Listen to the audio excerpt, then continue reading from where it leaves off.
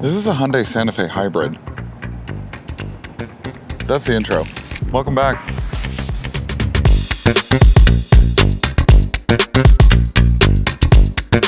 Welcome back to Sparkplug TV. My name is Chris and I do car reviews for literally everybody, not just car enthusiasts. Before I begin today's video, as always, please do me the biggest favor ever and like this video, comment something down below, subscribe to the channel, and hit that bell icon so that you get notified whenever I drop a new video, which is whenever I can, typically Fridays at 4:30 p.m. Eastern Standard Time.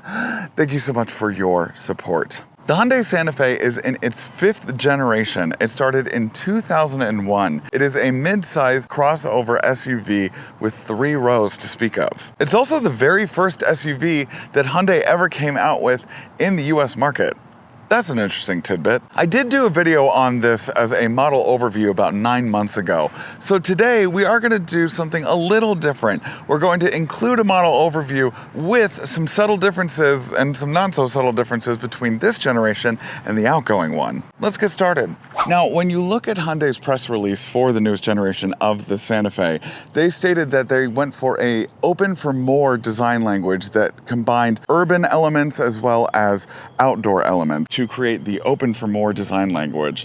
Now, from my perspective, open for more sounds like something a top would put on their profile when they're not really looking for anything serious. It's just my perspective. Regardless, this looks nothing like the outgoing Santa Fe, and I actually really enjoy the way that this looks more because the outgoing Santa Fe didn't really look that good in my opinion. I thought it looked kind of all over the place in terms of a design language. This looks clean, it looks tough, it looks outdoors ready, but it also looks like it would fare well in the urban environment, so they hit the mark with that. I really love the H motif that they have going on. It's not only in the really cool daytime running lights and the front light bar situation, but it can also be seen in the bottom half of the grille with the oversized H kind of motif down at the bottom. I really love the way that the front end looks. Not to be redundant, but again, this looks nothing like the outgoing Santa Fe. I really like the boxy design, especially on the side profile. These 20-inch wheels are really nice. I don't really like the base model wheels, but these ones are really nice. I like the fenders. It all goes together very well. Now, this is kind of gimmicky, but this is something that you can kind of hold on to in order to get up onto the roof if you have like a roof rack or something, because there's not enough cargo space with all 3 rows up. But you can lock it in case you don't want anyone to put like trash or anything down here. I don't know, it's whatever it is, but I really also like the back 3/4 angle. In terms of the back end's design language, it's kind of hotly contested amongst my friends and some other car enthusiasts that I know. I personally enjoy the way that it looks. I think that the wider kind of stance that it has going on in the back does look good. And I also don't really mind how low the tail lamps are. It continues the H motif, especially in the brake lights. I like the way that it looks. I can understand why people don't like the way that it looks, but me personally, I enjoy it. Now, because the newest Santa Fe is 2 inches longer in overall length, it does offer a bit more in terms of leg room and overall cargo capacity. Now, when the 3rd row is down, you do get 40 cubic feet of storage as opposed to the outgoing generation's 36. And when all 3 rows are down, you get 79 cubic feet of storage as opposed to the outgoing generation's 72 cubic feet of storage. That's a nice upgrade. Now, obviously, with the 3rd row up, you only have about 14 cubic feet of storage, but that's to be expected at any kind of like mid-size crossover SUV. But thank God for the roof rack, and you can get an optional trailer hitch, and you can just put your cargo in there. The previous generation has a similar setup in terms of powertrain, but this one makes just a tiny bit more horsepower. Every Hyundai Santa Fe hybrid comes with a turbocharged 1.6-liter inline 4-cylinder engine that outputs 232 horsepower and 271 pound-feet of torque. It also has either front-wheel or all-wheel drive drivetrain, but the all-wheel drive gets 0 to 60 in about 7.6 seconds, and all models have a 6-speed automatic transmission. There's really not a whole lot of difference between this and the outgoing generation's powertrain setup. The difference is that this one has a little bit more power. Now, in terms of gas and EPA ratings, this and the outgoing generation have the same exact gas tank size of 17.7 gallons. The outgoing generation's EPA rating was about 36 in the city and 31 miles per gallon on the highway, whereas this all-wheel drive version gets about 35 in the city and 34 in the highway. The front-wheel drive version does get a little bit better of gas mileage, but overall, especially this model, gets almost 600 miles of total range on a singular tank of gas. Speaking of, let's take it for a ride. Okay, and here we are on the inside of the Hyundai Santa Fe Hybrid Calligraphy, which is the top of the line. Now, the Hybrid comes in 3 different trim levels starting around $38,000, $39,000. This Calligraphy comes in around $48,000 to $49,000, but with the matte bronze metallic paint, it comes in closer to $50,000 because that's a $1,000 option.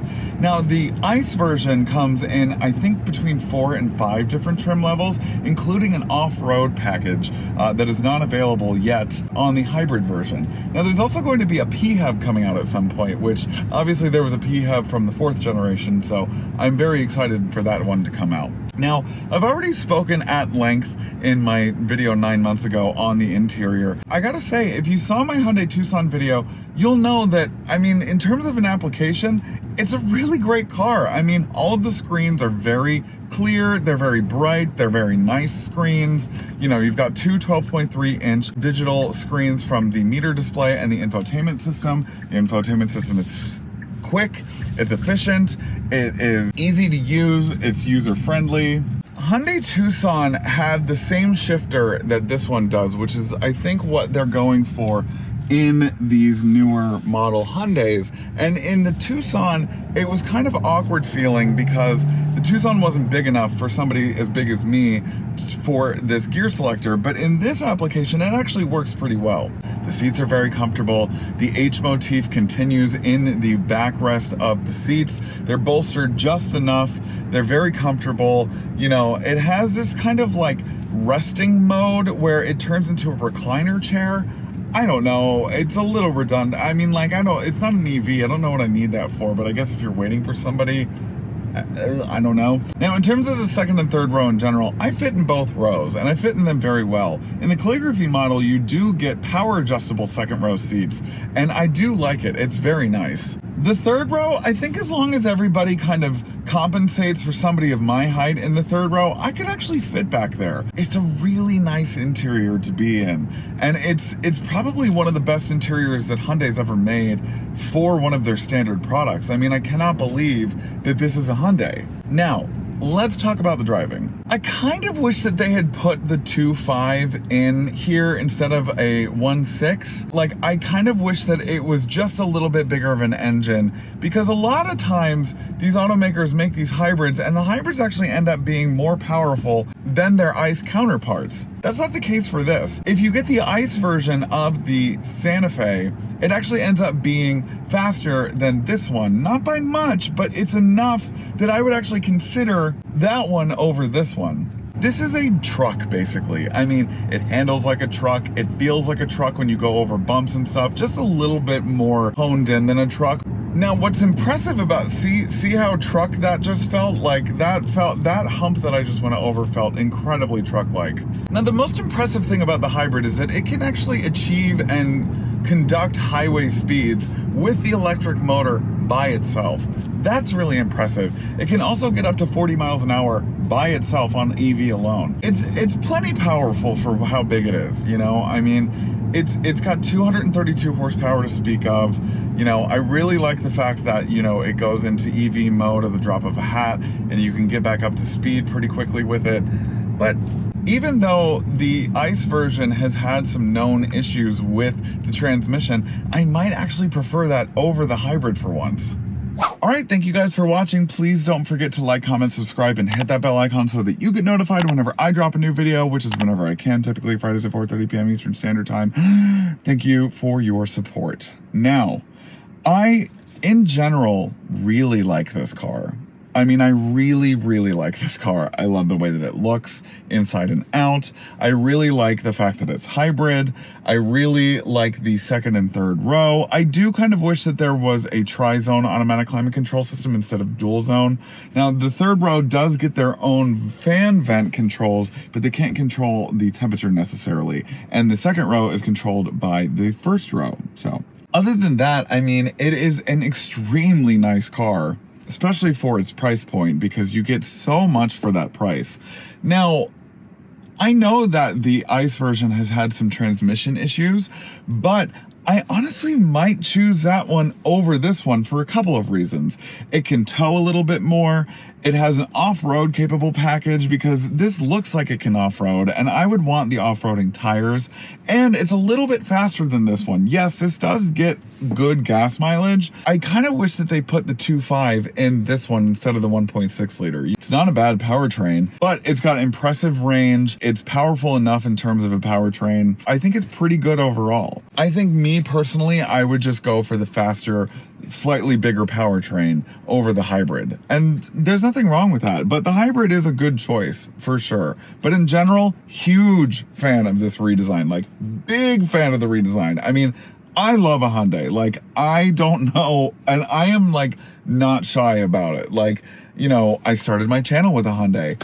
I love this thing. It's incredible. I wasn't the biggest fan of the Santa Fe, but they actually make me excited about the Santa Fe with this model. So anyways, that's all I've got for today's video, and I'll see you on the next one. Bye. Hey Sparks, thanks for watching today's video. Do you want more Sparkplug TV content? Then you can choose one of these 3 options right over here.